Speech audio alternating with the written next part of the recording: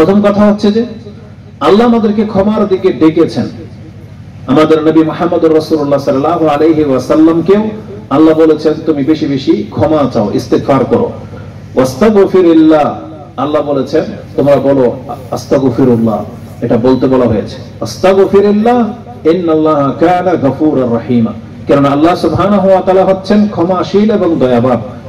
যেটা আপনি সূরা নিসা 4 নম্বর সূরার 106 নম্বর আয়াতে পেয়ে যাবেন। এই আয়াতটি মূলত রাসূলুল্লাহ সাল্লাল্লাহু আলাইহি ওয়াসাল্লামকে উদ্দেশ্য করে বলা হয়েছে যে আপনি ক্ষমা চান, কারণ আল্লাহ হচ্ছেন ক্ষমাশীল এবং দয়াবান।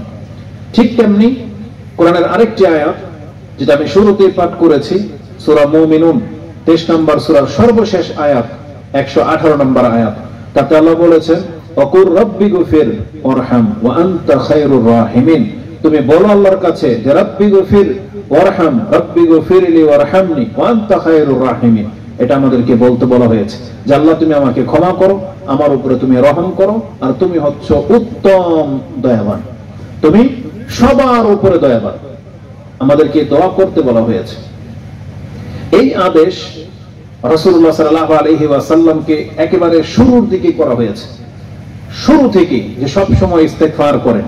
আর এই একই আদেশ সর্বশেষ প্রত্যাদেশ, মানে যে আদেশ ওহী শেষ, মানে এরপরে নতুন কোন আর বিধান নাজিল হয় নাই। এটা ছিল সর্বশেষ সূরা রূপে নাজিলকৃত সূরা, সূরা আন-নাসর 110 নম্বর সূরা। এরপরে আয়াত হয়তো দুই একটা নাজিল হয়েছে, কিন্তু নতুন করে আর কোনো বিধান নাজিল হয়নি। এই সূরার মধ্যে রাসূলুল্লাহ সাল্লাল্লাহু আলাইহি ওয়াসাল্লামকে বলা হয়েছে আপনি যখন দেখবেন যে মানুষ আল্লাহর দ্বীনকে গ্রহণ করে নিচ্ছে, ফিদিনিল্লাহি আফওয়াজা ফাসাব্বিহ বিহামদি রাব্বিক ওয়াস্তাগফির, তখন আপনার কাজ হলো মেজর কাজ, বড় কাজ শেষ, এখন সবথেকে বড় কাজ, এখন শুধু আপনি আল্লাহর প্রশংসাই করতে থাকবেন, প্রশংসাই করতে থাকবেন। ওয়াস্তাগফির, এবং আপনি ইস্তেগফার করবেন। ইন্নাহু কানা তাওয়াবা, আর নিশ্চয় আল্লাহ সুবহানাহু ওয়া তাআলা তওবা কবুলকারী। তো এই আয়াতের মধ্যে আমাদের নবী মুহাম্মদুর রাসূলুল্লাহ সাল্লাল্লাহু আলাইহি ওয়াসাল্লামকে তিনি আল্লাহ বলেছেন আপনি ইস্তেগফার করুন। আশ্চর্যের ব্যাপার হলো, আরেকটা হাদিস বলে নি তারপরে বলি। এটা ছিল রাসূলুল্লাহ সাল্লাল্লাহু আলাইহি ওয়াসাল্লামের জীবনের শেষ জুমলা, মানে শেষ বাক্য যেটা তার জবান দিয়ে বেরিয়েছে, এরপরে তার রূহ তার বডিতে ছিল না।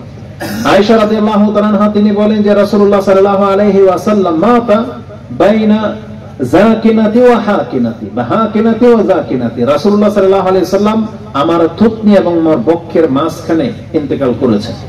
সেই সময় আমি শুনেছি রাসূলুল্লাহ সাল্লাল্লাহু আলাইহি ওয়াসাল্লাম তিনি এইভাবে বলতে থাকতেন লা ইলাহা ইল্লাল্লাহ ইন্না লিল মাউতি লাসাকারাত, নিশ্চয়ই আল্লাহ ছাড়া সত্য কোনো ইলাহা নাই এবং মৃত্যুর একটা কঠিন যন্ত্রণা আছে, এটা বলতেন।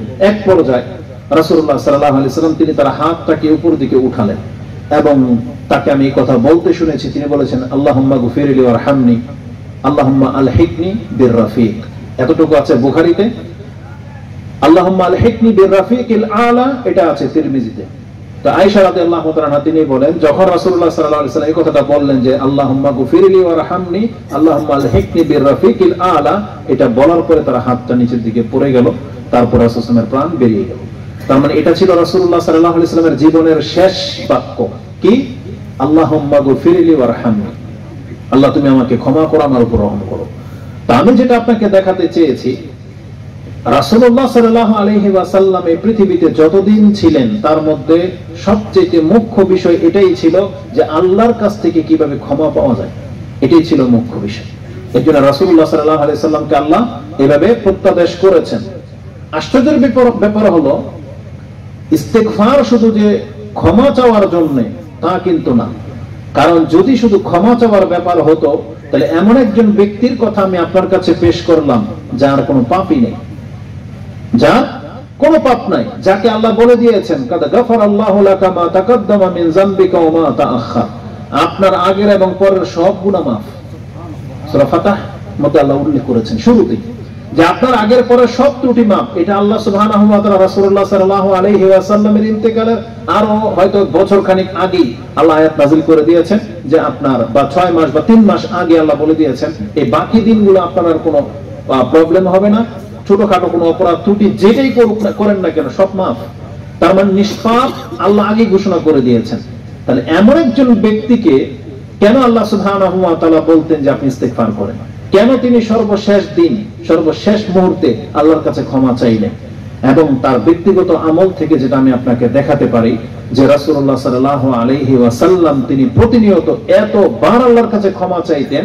তার একটা হাদিস আছে আগর আল মুজান্নি, তিনি বলেন যে সামিয়তু রাসূলুল্লাহ সাল্লাল্লাহু আলাইহি ওয়াসাল্লাম ইয়াকুল লা ইউহানু আলা কলবি ওয়া ইন্নী আস্তাগফিরুল্লাহ ফিল ইয়াউমি 100 মাররা। রাসূলুল্লাহ সাল্লাল্লাহু আলাইহি ওয়াসাল্লাম বলেন যে আমার অন্তরে সামান্য সময়ের জন্য হলেও যদি গান মানে হচ্ছে যে একটু আপনার অন্যমনস্কতা বা একটু উদাসীনতা যদি অনুভব করেছি, যে আমি মনে হয় এই সময়টা আল্লাহ সুবহানাহু ওয়া তাআলার জিকির থেকে বা তার খেয়াল থেকে অন্যমনস্ক হয়ে গিয়েছিলাম, এটা অনুভব হলেই আমি ওইটাকে পাপ মনে করে ওই দিনই আমি 100 বার করে আল্লাহর কাছে ক্ষমা চেয়েছি। এটা রাসূল সাল্লাল্লাহু আলাইহি ওয়াসাল্লামের আমল।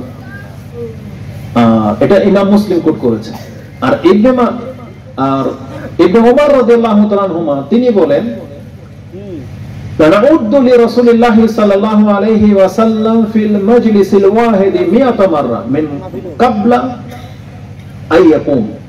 একই বৈঠকে তিনি বলতেই থাকতেন, আমি গুনতে থাকলাম যে এক বৈঠকে তিনি বসেছেন, সেখান থেকে উঠে যাওয়ার আগেই তিনি 100 বার করে ইস্তেগফার করেছেন, রাব্বি গফিরলি ওয়া তুব আলাইয়া ইন্নাকা আনতাত তাওয়াবুর রহিম। আল্লাহুম্মা গফিরলি ওয়া তুব আলাই ইন্নাকা আনতাত তাওয়াবুর রহিম, যেটা আপনি আবু দাউদে 1516 মানে 1516 নম্বর এবং তিরমিজিতে হাদিসটি 3434 মানে 3434 নম্বরে রয়েছে, যে রাসূলুল্লাহ সাল্লাল্লাহু আলাইহি ওয়াসাল্লাম এক বৈঠকে তিনি 100 বার করে বলে ফেলতেন আল্লাহুম্মা গফিরলি ওয়া তুব আলাইয়া ইন্নাকা আনতাত তাওয়াবুর রহিম। কেন? এটা হচ্ছে বিষয়। একজন ব্যক্তি যাকে আমাদের জন্য উত্তম আদর্শ করে প্রেরণ করা হয়েছে, যার কোনো পাপ নাই, তিনি প্রতিদিন এমনকি এক বৈঠকেই তিনি 100 বার করে ইস্তেগফার করেন। আর ইমাম বুখারী রাহিমাহুল্লাহ যে হাদিস এনেছেন তাতে আছে আকসারা মিন 70 মাররা, যে আমি প্রতিদিন 70 বারেরও অধিক আল্লাহর কাছে বলতাম আস্তাগফিরুল্লাহ ওয়া আতুবু ইলাইহি। এটা আমি বলতাম। কেন? অথচ তার কোনো পাপ নাই। আর আমাদের চরিত্র কি? আমাদেরকে বলা হয়েছে এই মুহাম্মদ সাল্লাল্লাহু আলাইহি ওয়াসাল্লামকে তোমাদের জন্য উত্তম আদর্শ করে পাঠানো হয়েছে, কিন্তু আমরা তার কাছ থেকে কোন চরিত্র নিলাম? এই ক্ষেত্রে আমরা কত পাপ করি সারাদিন, কিন্তু একবারও কি আমরা বলি আস্তাগফিরুল্লাহ? একবারও কি বলি রাব্বি গফিরলি আল্লাহুম্মা গফিরলি? আমরা কোথায় বলি, কখন বলি? অন্তর থেকে তো একবারও বলি না। যে বসে আছেন, হঠাৎ করে একটা পাপের কথা মনে পড়ে গেল আর তখনই আপনি বলতেছেন আস্তাগফিরুল্লাহ আস্তাগফিরুল্লাহ। কখন বলি? আরবদের মানুষ হলেও ওদের মধ্যে এই অভ্যাসগুলো আছে। রেগে গেছে, ঝগড়া, গাড়ি দিয়ে ফেলতেছে, কতদূর পরেই বলবে আস্তাগফিরুল্লাহ আস্তাগফিরুল্লাহ। কিন্তু আমরা এটা শিখি নাই। আমরা আরো বাপ মা তুলে গালাগালি করতেই থাকি। না, আমাদেরকে ক্ষান্ত হতে হবে, আমাদের জবানকে হেফাজত করতে হবে, আমাদের নবী মুহাম্মদ রাসূলুল্লাহ সাল্লাল্লাহু আলাইহি ওয়াসাল্লামের আদর্শের কাছে ফিরে আসতে হবে, যে যার পাপ নাই তিনি প্রতিনিয়ত আল্লাহর কাছে এতবার ক্ষমা চাচ্ছেন। আর আমরা এতটা নির্ভীক হয়ে গেছি যে আমরা পাপ করে বসে আছি, অথচ একবারও বলি না যে আল্লাহ আমাকে ক্ষমা করে দেব, একবারও বলি না। অথচ আপনি জানেন প্রত্যেকটা নবী তাদের জাতিকে এই দাওয়াতই দিতেন যে তোমরা আল্লাহর কাছে ইস্তিগফার করো, ক্ষমা চাও। প্রায় নবীর কথা কোরআনে যাদের কথা আসছে তাদের দাওয়াতের মধ্যে এটা কমন। তারা বলেছেনই যে আল্লাহর ইবাদত করো এবং আল্লাহর কাছে ক্ষমা চাও, এটা বলছেনই। যেমন দুই একটা আয়াত আপনাকে দেখাই। সূরা হুদ 11 নম্বর সূরা তার 61 নম্বর আয়াতে আল্লাহ সুবহানাহু ওয়া তাআলা সালেহ আলাইহিস সালামের কথা উল্লেখ করেছেন যে ওয়াইলা সামুদ আখাহুম সালিহান ক্বালা ইয়া কওমি উবুদুল্লাহ মা লাকুম মিন ইলাহিন গায়রু। হে আমার জাতি, তোমরা আল্লাহর কাছে আল্লাহর ইবাদত করো, কারণ তিনি ছাড়া সত্য কোনো ইলাহা নাই। হুয়া আনশাআকুম মিনাল আরদ ওয়াস্তা'মারাকুম ফিহা ফাস্তাগফিরুহু সুম্মা তুবু ইলাইহি ইন্না রাব্বি কারীবুম মুজিব। তিনি বলতেন, হে আমার জাতি, আল্লাহ তোমাদেরকে এই মাটি থেকে সৃষ্টি করেছেন, আবার এই মাটিতেই তোমাদেরকে ছড়িয়ে দিয়েছেন, অতএব ফাস্তাগফিরুহু, তার কাছে তোমরা ক্ষমা চাও, অতুবু ইলাইহি, তার কাছে তওবা করে ফিরে আসো, ইন্না রাব্বি কারীবুম মুজিব, আমার রব অত্যন্ত নিকটে এবং তিনি তোমার ডাকে সাড়া দিবেন। ঠিক এই সূরাতে সূরা হুদ 90 নম্বর আয়াতে শুআয়ব আলাইহিস সালামের কথা রয়েছে, তিনিও বলেছেন ওয়াস্তাগফিরুল্লাহ, তোমরা আল্লাহর কাছে ক্ষমা চাও, সুম্মা তুবু ইলাইহি ইন্না রাব্বি রাহিমুন ওয়াদুদ, তিনি বলেছেন তোমরা আল্লাহর কাছে ক্ষমা চাও এবং তার কাছে তওবা করে ফিরে আসো, নিশ্চয়ই আমার রব রাহিমুন ওয়াদুদ, তিনি দয়াময় এবং প্রেমময়, তিনি অত্যন্ত ভালোবাসেন তোমাদেরকে। আল্লাহ আমাদেরকে ভালোবাসেন, আল্লাহ আমাদেরকে ক্ষমা করার জন্য ডেকেছেন। এই আয়াতটা আমার কাছে এত ভালো লাগে যে আল্লাহ আমাদেরকে ক্ষমা করার জন্য ডেকেছেন, যে আসো আমি তোমাকে ক্ষমা করে দেব, কে আছো আসো। যেমন অনেক সময় কিছু বাচ্চারা ভয় পায় মেহমানদের সামনে আসলে বা হুজুরদের সামনে আসলে, মেহমান যারা বক্তা আলেম আছে, যখন অনেক পুরো দুষ্টামি করে ফেসে যখন ডাকে এদিকে আসে এদিকে আসে ডাকে, ও ভয় পায়, আসতে চায় না। তার মানে ওকে শাসানো হবে না, হয়তো ওকে একটা চকলেট দেবে বা কিছু একটা বলবে বা আদর করবে, যেরকম করো না। আমরাও ঠিক এরকমই দূরে সরে যাচ্ছি, কিন্তু আল্লাহ সুবহানাহু ওয়া তাআলা আমাদেরকে ডেকেছেন, আসো আমি তোমাদেরকে ক্ষমা করবো, আসো, কে ক্ষমা চাও। এই মর্মে যে আয়াতটা সূরা ইব্রাহিম 14 নম্বর সূরা 10 নম্বর আয়াতে রয়েছে, যে নবীদের দাওয়াত কি ছিল, কালা রাসূলুহুম আফিল্লাহি শাক, তোমরা সেই সত্তা সম্পর্কে উদাসীন, সন্দিহান, মিথ্যা প্রতিপন্নকারী। আফিল্লাহি শাকুন ফাতিরিস সামাওয়াতি ওয়াল আরদ ইয়াগফিরু লাকুম মিন যুনুবিকুম ওয়া ইউদখিলুকুম ইলা আখির আয়াত। সেখানে বলেছেন ইয়াদউকুম লিয়াগফিরা লাকুম মিন যুনুবিকুম, তিনি তোমাদেরকে ডাকেন যে আসো আমি তোমাদেরকে ক্ষমা করব, আসো এবং তোমাদেরকে আমি জান্নাত দেব। আল্লাহ ডাকেন আমাদেরকে, সেই আল্লাহ সম্পর্কে তোমরা সন্দিহান। আল্লাহ সুবহানাহু ওয়া তাআলা যে আমাদেরকে ডাকেন, এটা রাসূলুল্লাহ সাল্লাল্লাহু আলাইহি ওয়াসাল্লাম তো আমাদেরকে জানিয়েছেন। কখন ডাকেন? প্রত্যেক রাতে ডাকেন। কখন? যখন আর কিছু সময় বাকি আছে, ফজর হয়ে যাবে, ওই সময় ডাকেন। ইয়ানজিলু রাব্বুনা তাবারাকা ওয়া তাআলা ইলা সামাঈদ দুনিয়া হিনা ইয়াবকা মিন সুলুসিল লাইলিল আখিরা। আল্লাহ সুবহানাহু ওয়া তাআলা প্রত্যেক রাতে আর কিছু সময় বাকি থাকতে তখন তিনি প্রথম আকাশে আসেন এবং আল্লাহ ডাকেন, মাইয়াস্তাগফিরুনি আগফিরু লাকুম, আসো, কে আছো আমাকে ডাকবে, আমি তাকে ক্ষমা করব। আল্লাহ সুবহানাহু ওয়া তাআলা আমাদেরকে প্রতিদিন ডাকেন। এটা হচ্ছে আল্লাহ সুবহানাহু ওয়া তাআলার পরিচয়। প্রত্যেকটা নবী এই দাওয়াতই দিয়েছেন, প্রত্যেকটা নবী।